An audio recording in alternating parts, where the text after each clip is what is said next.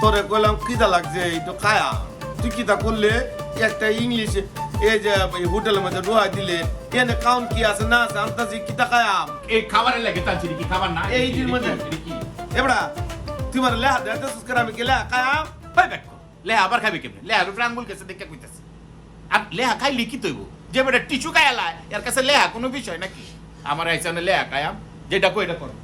আর kilo below আমি খায়াম মনে কর ডাল আলু ভর্তা পান্তা ভাত মরিচ পেঁয়াজ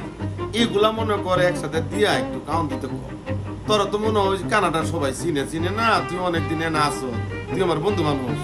একদম কিছু না থাকলে হুটকি দিতে ক সেবা হুটকি কিশোরগঞ্জ যাবা ওই যে মহিষিংহা তোর আমি ছোটবেলা